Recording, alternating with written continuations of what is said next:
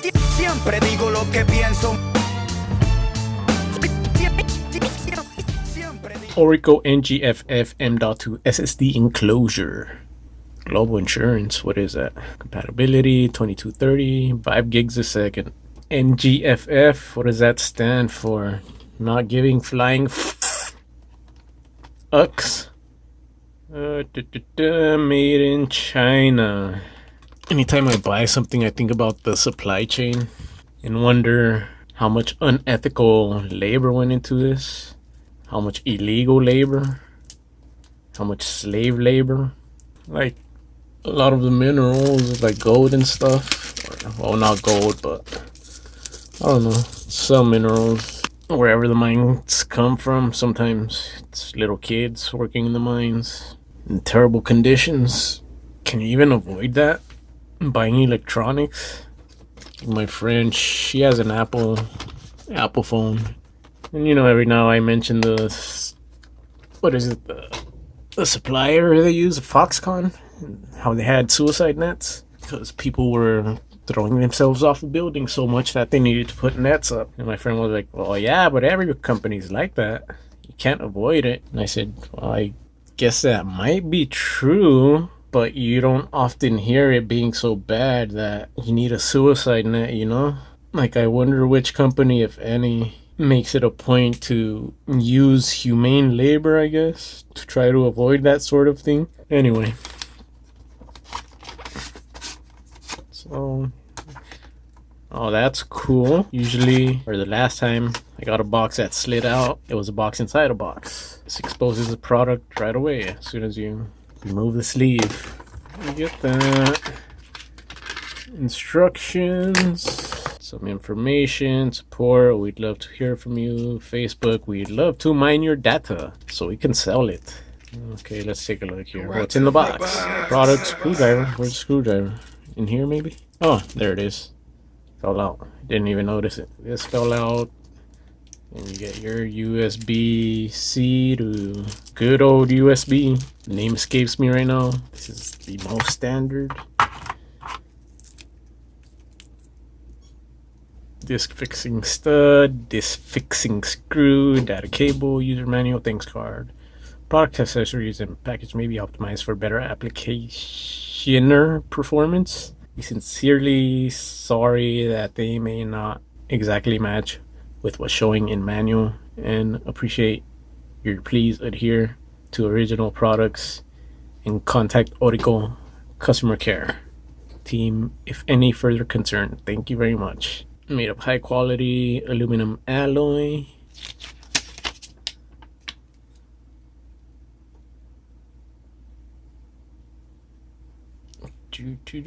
Just go through each one real quick. Here you go. Intelligent sleep with 10 minutes stay, energy saving, reducing the heat of the hard drive. I wonder if that'll be an issue trying to use this as a boot drive, which is why I got it, so I can use on the Raspberry Pi or the Atomic Pi. Once I get that up and running, I'll probably just end up getting a x86 single board computer that just has NVMe support. Installation, sliding to open, take out the board, insert SSD, install retainer screw, lock screws back, close the top cover, and complete. Lastly, connect the cable because it's not wireless. Always remove devices safely. In other words, unmount your drive. Notes: operate carefully, do not hit, throw, yada yada. Do not use in a hot, high dust environment. Keep it away from fire. Don't use chemicals. Keep it away from strong electromagnetic fields. I guess it'll corrupt your data. Kindly contact FCC. And here we have it in what looks to be its native language. I'm gonna take a guess and say it's Mandarin. I think that's the most common over there. I could be wrong. Comes with the heatsink too. And a couple of screws. It's not too much bigger compared to a regular USB flash drive. Here we go, Patriot Rage. about twice the length of this, which is not bad considering you'll get way more than twice the speed on this than on this. I hope. It's rated for 5 gigs. The SSD I'm going to use it with, it's rated like a standard SATA SSD, around 400 to 500.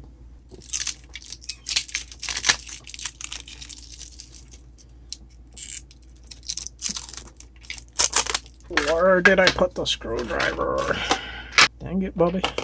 I watch too much TV. What the Really?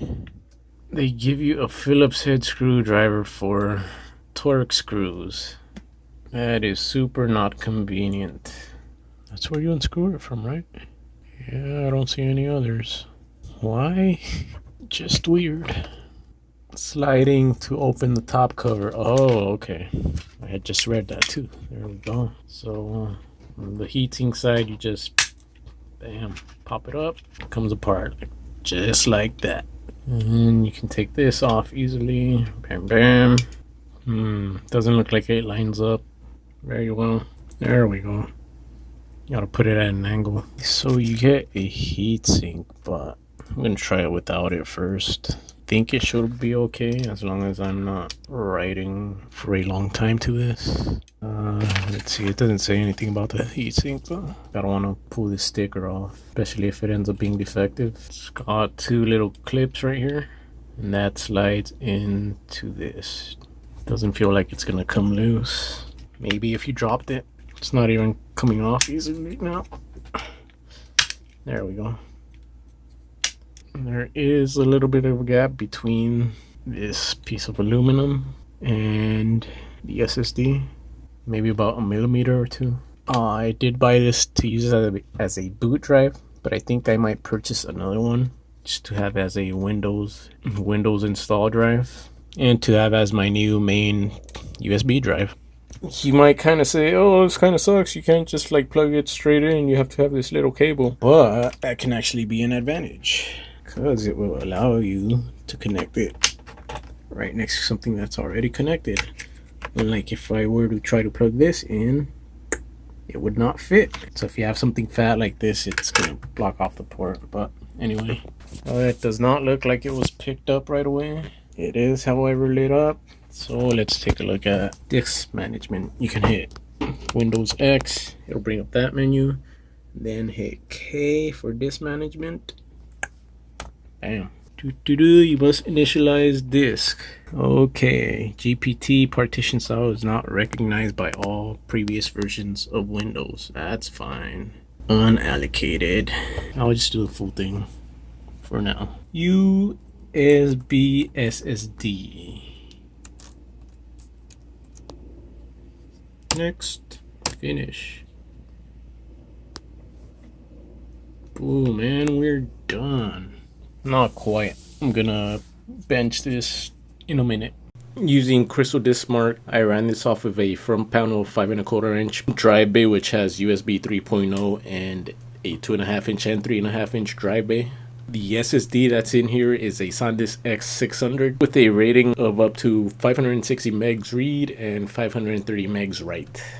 As you can see, we got just over 400 megs on the read and under 400 megs on the write, which is over 100 megs less than what the drive is rated for.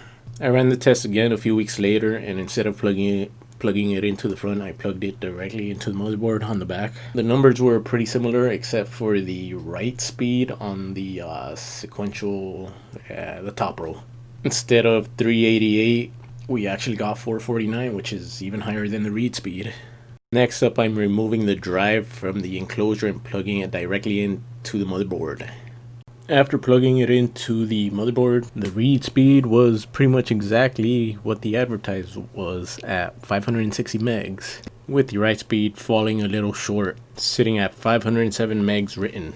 So the results with the enclosure aren't terrible, and they're way better than most USB 3.0 drives. Flash drives, that is. Originally, I did try to use this as a Windows install device, and I used YUMI, Y-U-M-I, which stands for Your Universal Multi-Boot Installer, but it gave me some error when I installed the Windows ISO onto it. That program comes in 2 different flavors, the original being old school BIOS, I think, and the newer version being UEFI. I tried them both. With the original version, only one of the motherboards that I tried it on would boot from it, and with the new version, none of the systems I had tried it on worked at all. Maybe I did something wrong. I didn't format the device right, perhaps. But then again, that program formats the device for you. I'm gonna try to do it again in the future, but right now I don't really have time for it.